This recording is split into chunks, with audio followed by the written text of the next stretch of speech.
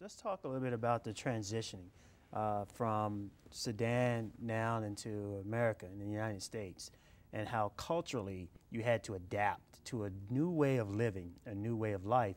Talk about that process for you, and how has it been hard for you to make those kind of adjustments? Oh, you're right, bro.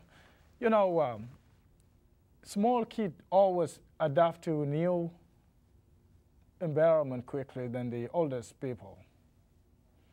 When I came to America, you know, when I was in Kenya, my level of English was not that good. So when I came to Nashville, it took me 3 good years to get adjusted to this, to the way of life here in Nashville. I used to ride the bus to Opulent Hotel. That's where I got my first job. And whenever I'm in the bus, you know, people will ask me, "Oh man, what you got on your skin? Why are you so dark? What's going on with your skin?" Mm-hmm. Sometimes I say, "Well, you have never been to any other places to see how many different colors of human being God put to this world." Mm. So sometimes when I'm at home, I begin to recall what people have told me, and it begins to really put me through some kind of uneasiness, you know. Life was not that easy. So I began to adjust a little bit until when I started school. I went to Tennessee State University, and I was already know in my mind, some people will still ask me what they used to ask me when I was in the bus. So I know they will still ask me what is in your skin. But I did not mind anymore, because that time I was able to listen to some tape that Martin Luther King talked about how people were treated differently based on the skin color. I said, well, it has been going on in America. Why should I took it as a big issue to me? I mean, the race has been a big thing in America already. So if somebody talking to me about me being really dark than other black or than white, then I'm who I am. And God put me like that. So it was just kind of rough transition in my life. But I'm glad I made it through until I graduated from Tennessee State. Yeah. I think, you know, Sudanese problem is not that could be described in one word. Let me put it this way. Because in Sudan we have so many tribes in Sudan. We have people of African origin, and we have people of Arab descent who came to Sudan around 1820. 1820, that's when the first Arab came to Sudan from Saudi Arabia. They came with Islam.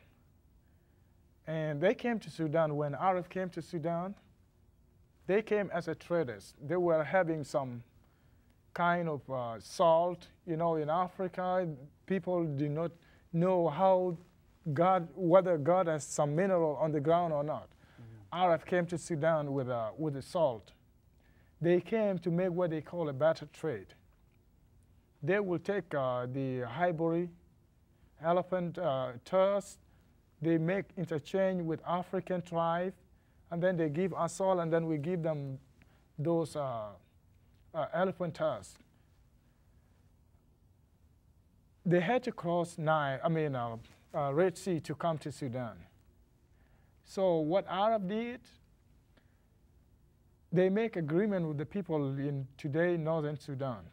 They said, you know, it's kind of hard for us to cross Red Sea when it is rainy season. So what we'll do with you guys, can we build something in Sudan so that during a summer or in a winter we'll begin to bring all our goods, and then during a rainy season we'll just sell our stuff here and don't have to cross back to Saudi Arabia. People of African descent, they say, oh, that's a good thing. You are becoming our friend now. So they came and settled in the north. When they came with Islam. But already there were Christianity in Sudan. People of Nuba, they were already Christian before that. They came, they were having a lot of resources, so they began to give people some money and then begin to convert them to their way of life, their Islam, and let them be close to them and be friends to them. It is a long history. Just to make a long history short, life in Sudan after the hand of Arab, when they came to the country, they began to push Islam, whether through money or if you resist it, then the fight will go on.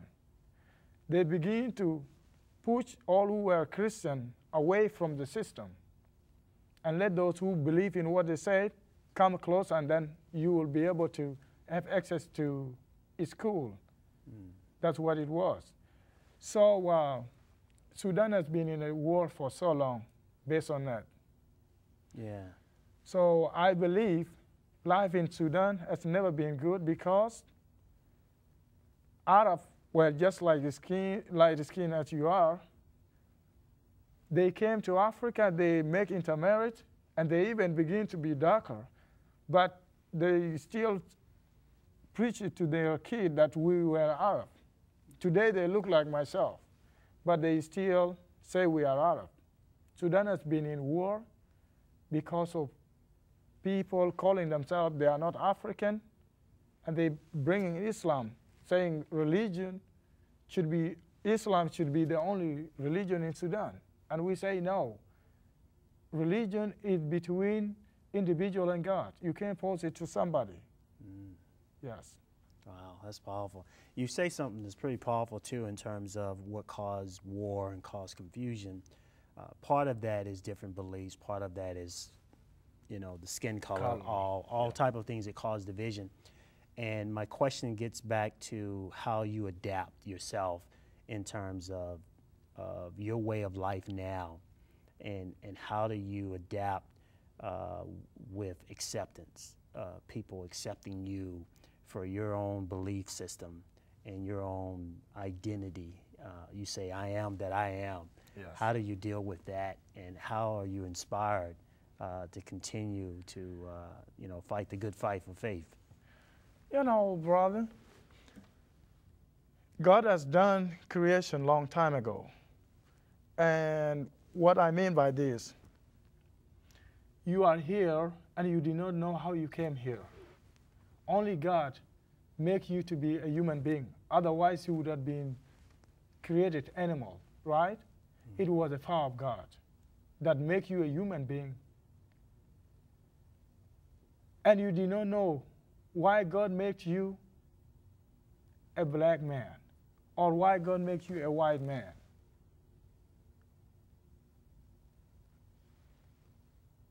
If you begin to say, I don't want my skin color,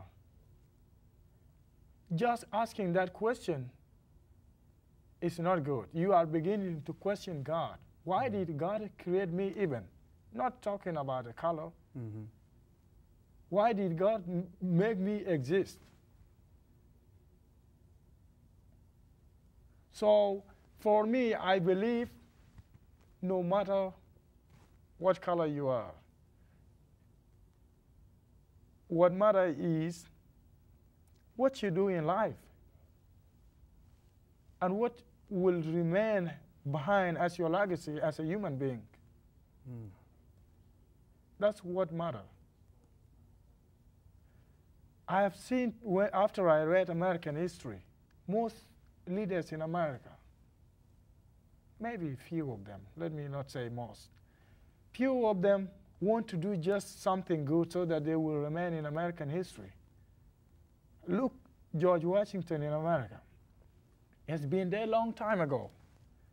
But now people are still talking about him because he was a good guy. He left a good legacy in America, that all these people should be united under one union. That's the good legacy he left behind. It's not because he was a white man, that's why he came with a brilliant idea. It was what God